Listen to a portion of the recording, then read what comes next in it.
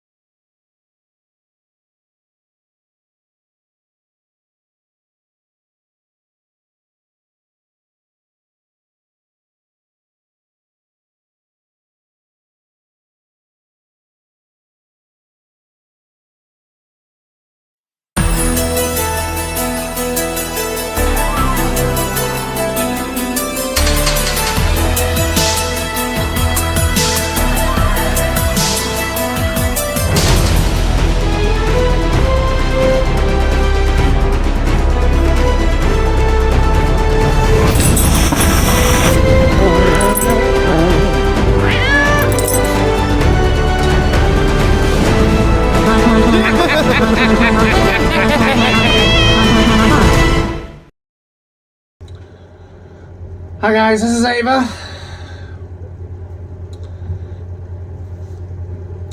And welcome to Addressing Concerns 10.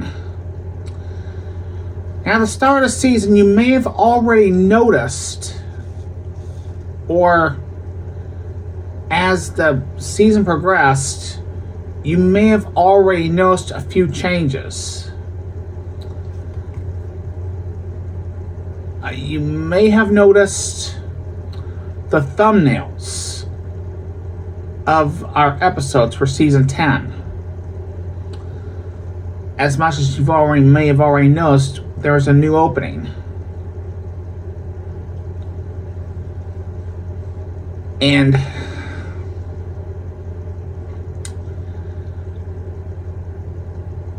other changes you may have already noticed that I promoted Carly to co-executive producer and added Lanice McClanahan as a producer. She's joined Maribel Mort as a producer, because I believe Maribel and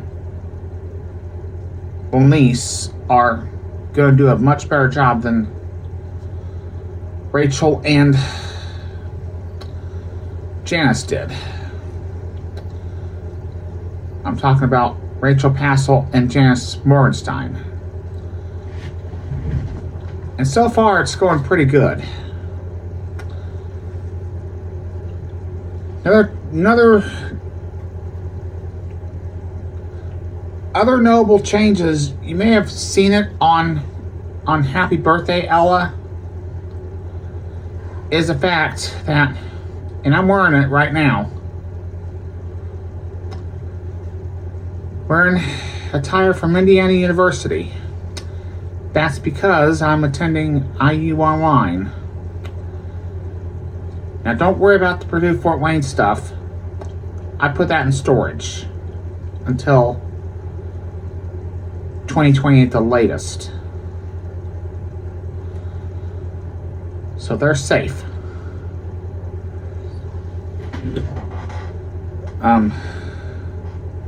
And by the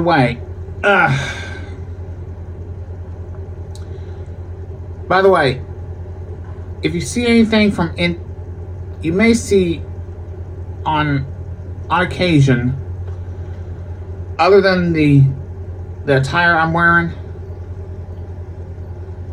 you'll see things like Aunt Millie's bread, Sunbeam bread, Weaver popcorn, Amish country popcorn, and red gold tomatoes. Those are all Indiana brands, or things that are made in Indiana. And they automatically get free promotion. on Caprice Ella.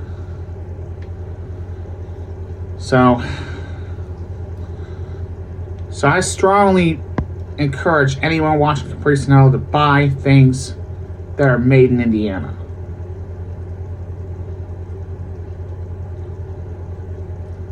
And you'll thank me for it. And right behind me, in fact, on my left,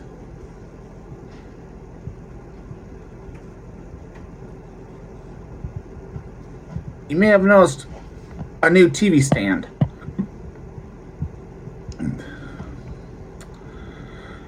And I worked on it a couple weeks ago.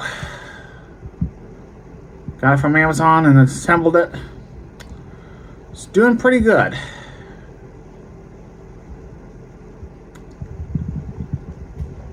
And right behind me, that is my post, in case you can't see it.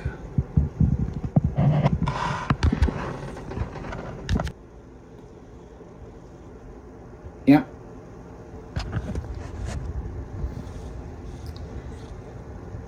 Yep. That is a posit for legal reasons.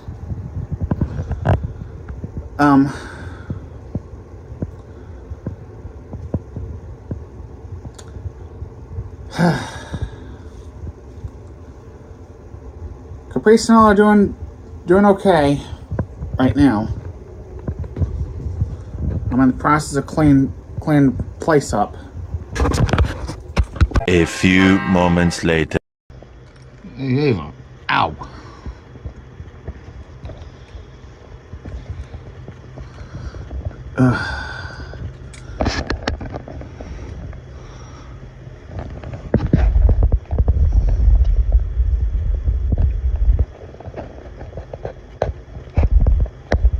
Yeah, glad you cleaned this place up.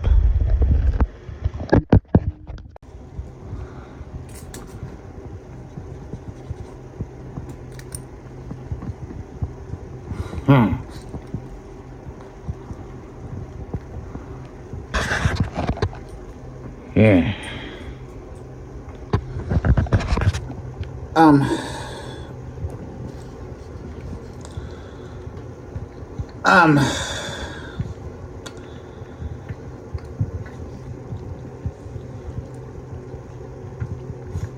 Another thing, look it down. Another concern I want to address is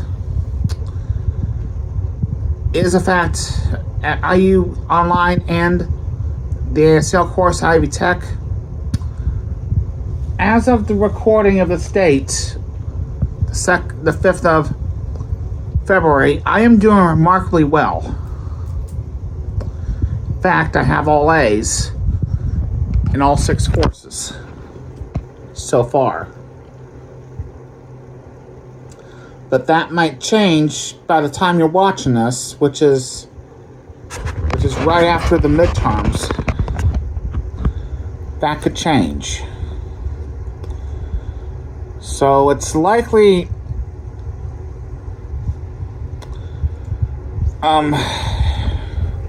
gonna remain all A's if I do well,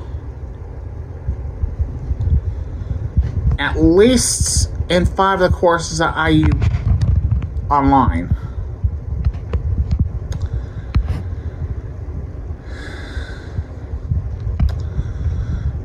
But the ASL course, I've shown a lot of improvements.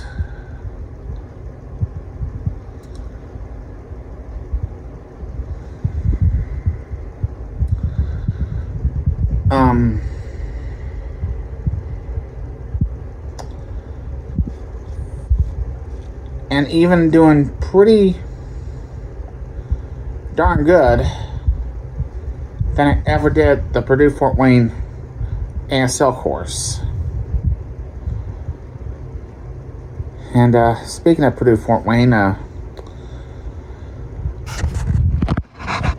can tell you I'm about to reach a settlement offer.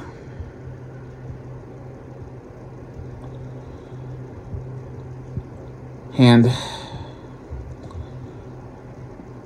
the terms are not going to be disclosed, but what I do know is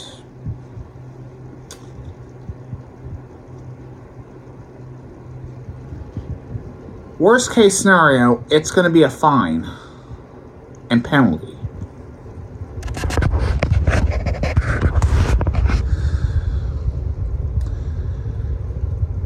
And after talking to 3 therapists so far, I can conclude it is a wrongful suspension.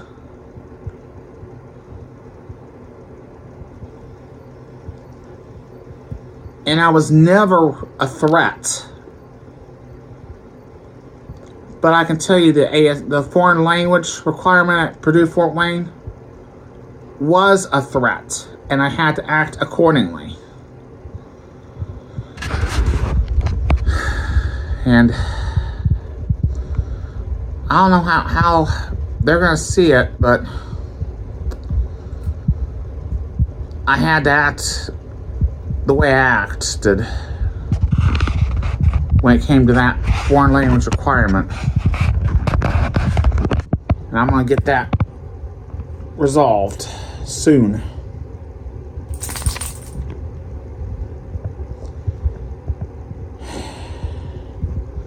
But I do know when I do return to Purdue Fort Wayne, I'll be on probation. That's as far as I know.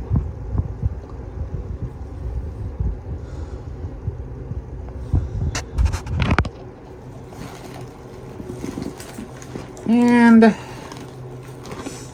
that's this. It's supposed to help with sleep apnea.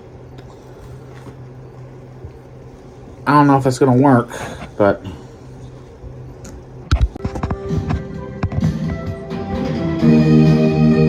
well, it barely fits.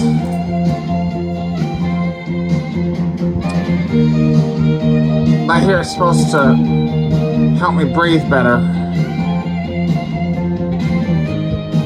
One day later. So, I'm at Kroger in Waynedale, picking up prescriptions, and I've got a good reason. And, excuse me.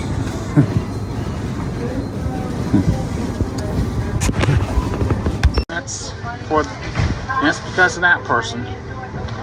She actually welcomed me to Fort Wayne in 2018, and this was this location where she was killed a few years ago. So, just got finished at Kroger in Waynedale, and did okay as far as saving. Got about 85 bucks of groceries for about 65 bucks. It's pretty typical under normal circumstances.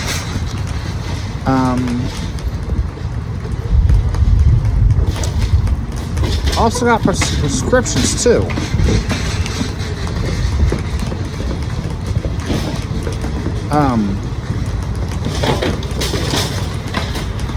And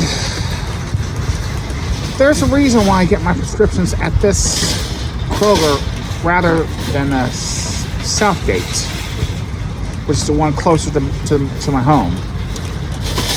And I showed you earlier the reason why. And the reason why is because of Pearl Nieto, longtime employee here at this Kroger. She actually welcomed me to Fort Wayne back in June 2018. She was killed here several years ago.